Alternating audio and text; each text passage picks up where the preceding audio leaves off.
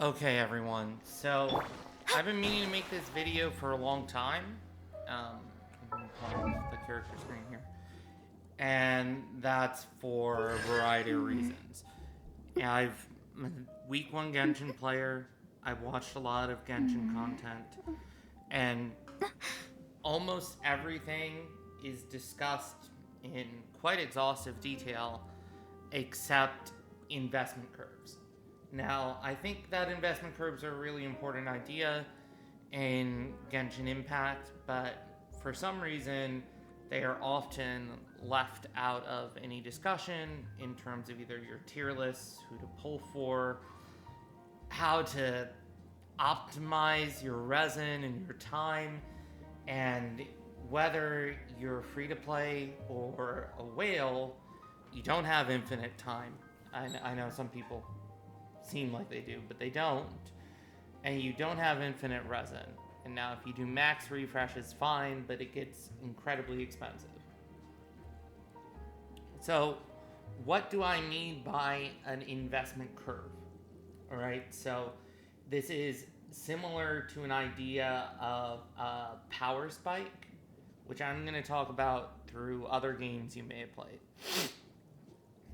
Excuse me. For example, if we're way back in Brood War or even in StarCraft 2 or whatever, if I'm executing a Zergling rush, it is only good in, say, the first 3 minutes. Right? If my Zerglings get there in time, they're great. If they don't, they're wasted. For example, also, if you're playing a card game and you have an aggressive deck, you're going to play high tempo, and that means you want to end the game as fast as possible. Conversely, a controlled type deck will try to drag the game out because your power spike is much later.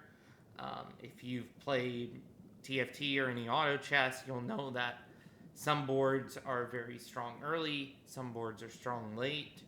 And if you've ever played League of Legends or Dota or whatever, you'll notice that there are early game bullies who are spectacular early but don't scale well, or you have late game characters that are weak early but snowball crazy hard and are unstoppable late. So in Genshin, since we don't have the same kind of time urgency as we do in other games, we want to talk about how much do I have to put into a unit for them to come online, right? So, for example, in League of Legends, they say traditionally ADCs come online with 3 items, which is for later game carries pretty true. You get 3 items and you're good. Certain early game champions are amazing with one, though those are different roles typically. Here in Genshin, it's like, how much do I have to put into a unit for them to serve their function, whatever that function may be. So, I want to give you two contrasting examples. In terms of a unit that requires very low investment, we'll talk here with Kokomi. Obviously, she's a premium 5-star, so you would have to spend primo gems. But let's look at how she works. First of all, we are going to be using her almost exclusively as an off-field support unit, and she is going to provide several things to her team. She's going to provide healing, she's going to provide Hydra application, which is rare and important because it's very difficult to find off-field Hydra application that does not simultaneously require basic attacks, and not all teams use basic attacks. So that's rare and powerful. She also naturally wants to build a lot of hit points, so she's going to be able to be a tanky driver if need be. This is not the right weapon. I don't know why my Kokomi's using this. One of Kokomi's best weapons here is Friendly Tales of Dragon Slayers. That is because she does not scale on attack or crit much at all. Like, her attack scalings are weak. She can't crit. She might have some elemental mastery scalings, but mostly both her healing and her damage scale with HP. The HP catalysts that do exist at higher tiers would be, say, like a prototype Amber. But what Amber does is it brings healing and energy recharge, which is not important to Kokomi. Solar Pearl is crit.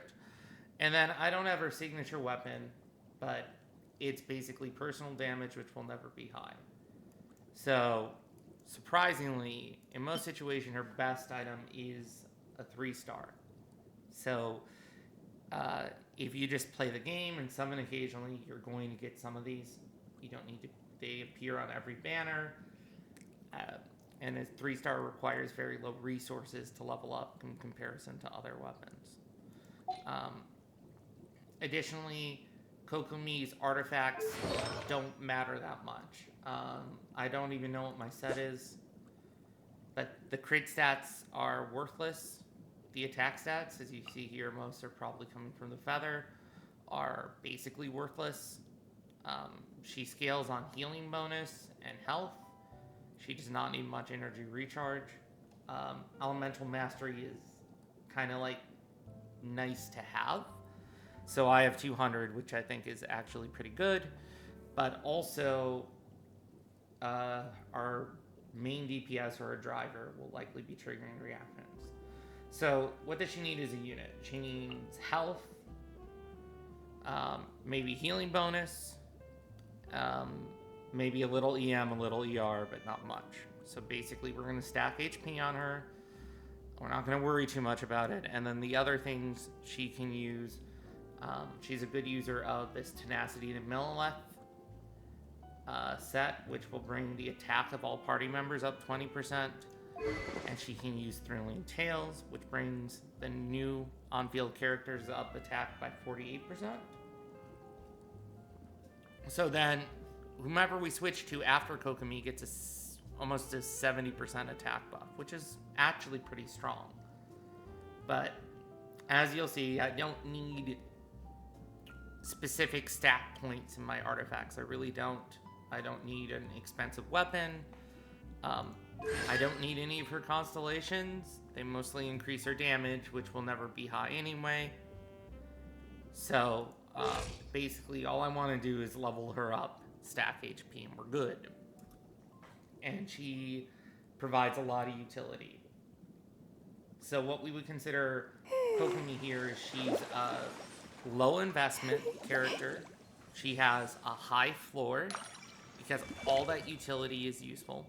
She's actually extremely flexible because of how versatile all-field Hydra application is. But she has a low ceiling in terms of that. The damage she can contribute to the team with more investment is almost negligible. If I have, perfect artifacts and her signature weapon, it won't make much of a difference. Okay. Conversely, let's go next door and look at a unit that scales very, very well with investment, and that is going to be Hu Tao. And it's not so much that Hu Tao is really weak at low investments, but she's very, very strong with more investments. And that's for a number of reasons. And that is, first of all, like most DPS characters, she will scale on attack and crit stats already. Okay? But then, as you see here, she also scales on HP. So now she can have 4 sources to increase her damage. And then since you're also here, again, okay, this is just attack. And then the 5th source of damage here, since she's almost always used in a vape team, maybe a melt team, and almost always causing reactions, she has 5 sources of damage. I also think her first Constellation, while I know it's more of a quality of life thing, is really impactful for me. So she scales on her Constellation. So we're up to 6. Because of all that, her artifact stats really matter. So you can look at my set here. Some EM, this should be higher, and this should be lower. ER doesn't matter. But health and crit rate and crit damage really matter for her, right? So your artifact quality means a lot. 7th, her Staff of Homa here, which is an exceptional weapon, is really well suited to her and makes a huge difference. It also double dips in that HP scaling. So now that as her HP decreases, we get quadratic scaling off her HP, meaning that it gets multiplied in twice. So now stacking HP on her is more valuable, right? So now we're up to 8 sources of damage. And then Hu Tao, in addition, well, many other characters use buffs well. Hu Tao scales very well with other multipliers. For example, a character like Yelan, which is here on her burst.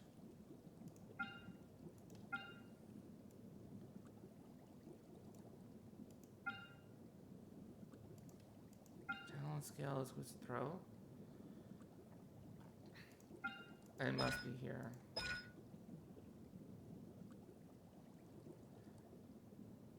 When her burst is in play, your active character deals more damage. So Yelan will multiply Hu Tao's damage. In addition, this weapon here, this weapon will multiply Hu Tao's damage. Then we add on Kazuha, who's here, his weapon will increase the elemental mastery and the damage of Hu Tao even more. Viridescent Veneer will shred, increasing Hu Tao's damage. His talents,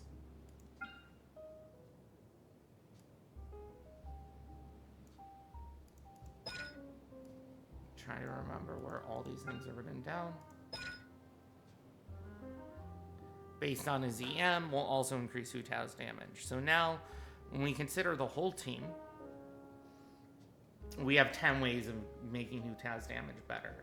So, Hu Tao is a character that scales great with investment, both in terms of her vertical investment, which is investment in the character, and horizontal investment, which is investment. Right? So, as I put more into my Hu Tao, I'm getting even more out because I just keep multiplying over and over and over again. Whereas, if I put more into Kokomi, not only are those things additive, they have much lower multipliers, so I get almost nothing out. These are kind of 2 extreme examples. I'd say if you want a unit that's in the middle, you can look at a standard DPS like Diluc. Diluc, of course, can benefit from almost all the team buffs, but if you look, he doesn't have any sort of extra multipliers on his skill.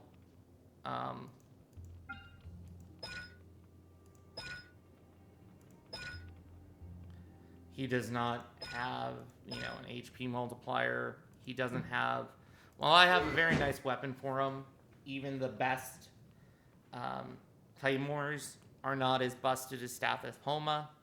His Constellations, while nice, are not that great in comparison. Like, okay, this is cool.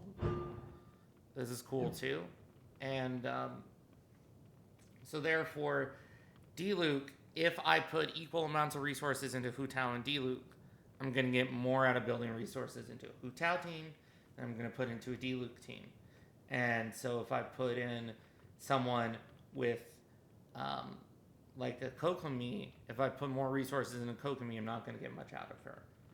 So basically, to make things simple, and while all characters have their own investment curves and all characters have specific attributes which will increase their utility and damage, however you want to measure it, there are three archetypes. We have supports, and supports can be healers, they can be shielders, they can be buffers, they can be debuffers, right?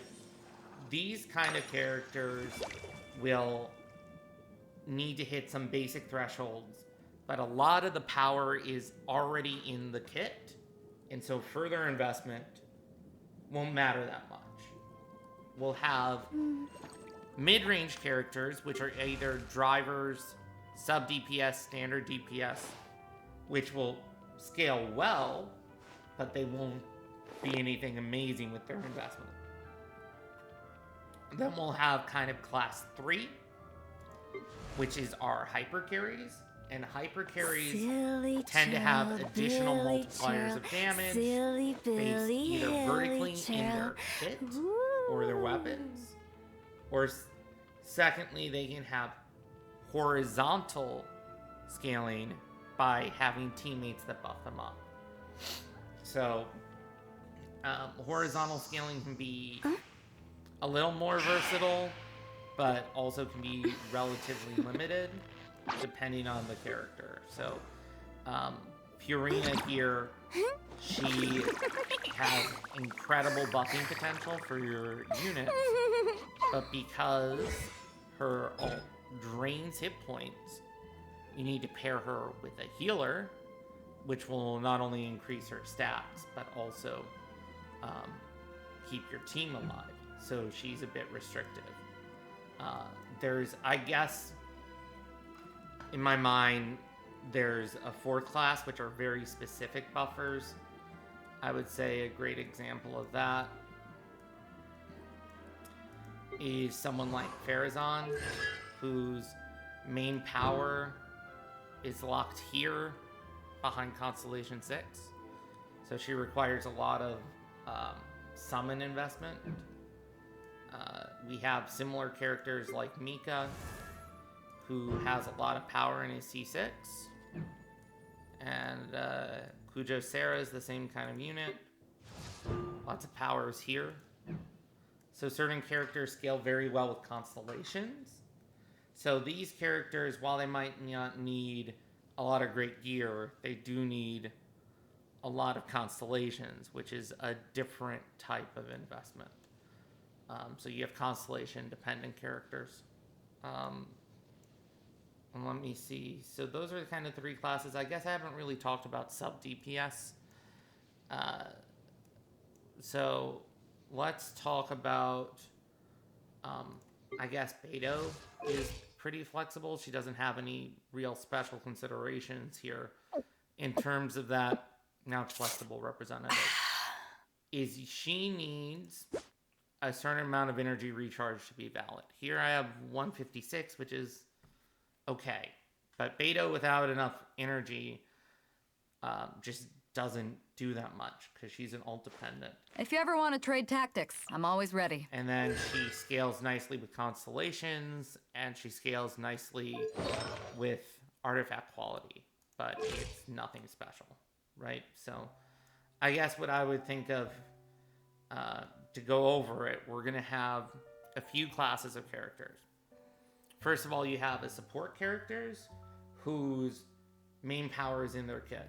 And these can be a variety of support characters. Albedo's a support character. Kazua's a support character. Obviously, Chi-Chi is a support character. I count Nahida as a support character, even though her damage is quite high. Kokomi's a support character. And these are characters that don't require tons of investment to be great. Or who else is a Sayu, Sucrose, Charlotte. So supports are healers, shielders, buffers, debuffers. Debuffers are somewhat rarer, but because of the Viridescent Venereer set, every animal character is a debuffer. Secondly, we have on-field characters, which have some overlap with some other classes, but these are characters that are on-field and essentially drive the reactions. I would say that who is a primary driver here? Raiden's kind of special. Kaching's an on-field DPS driver. Klee can work in that way. D-Luke can work in that way. Noelle's kind of a special case. Ningguang, you can't really drive geo reactions, so she's a bit of a special case too. Hazo is definitely a driver. Fremine is a driver, etc. These are characters that need to be on the field and active to do things. Class 3, sub DPS. Okay? So sub DPS are doing a lot of damage that are off field, and their main utility is their damage, though sometimes they have other buffs. Yelan, sub DPS. Fischl, sub DPS, right? Kanyu is flexible. Who else would we consider a good sub DPS here? These are mostly support. Rosaria, definitely a sub DPS. Kaya, when you have his constellations, sub DPS. Kuki can be a sub DPS.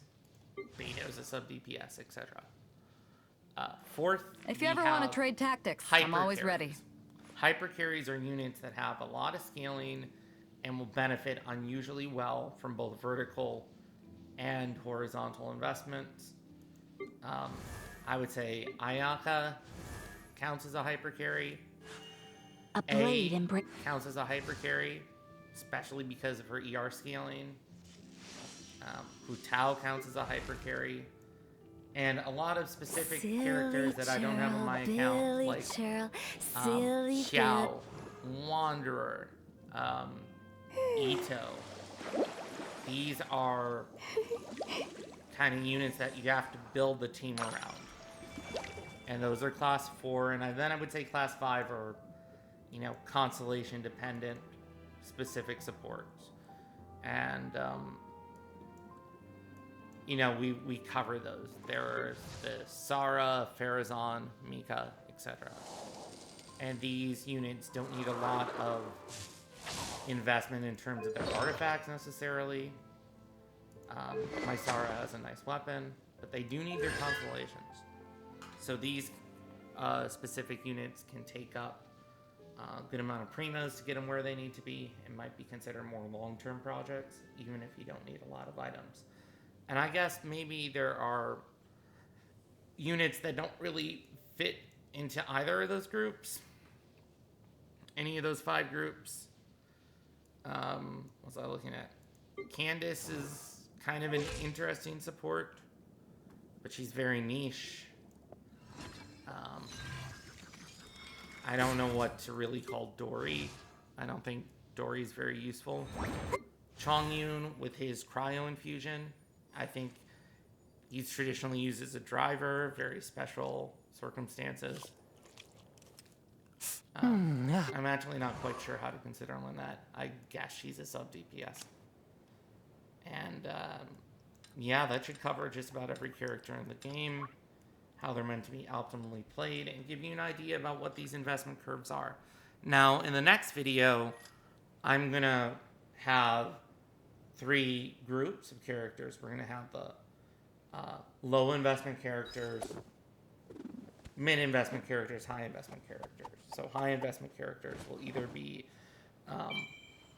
hyper carries or constellation dependent. The mid investment characters will mostly be drivers or sub DPS, and the low investment characters will mostly be supports, though as you'll see, that's not always true. Some sub DPS characters are low investment, for example. And yeah, that's about the end of this video. Thanks to anyone who actually bothered watching. I'm very, very appreciative. And we'll catch you all soon.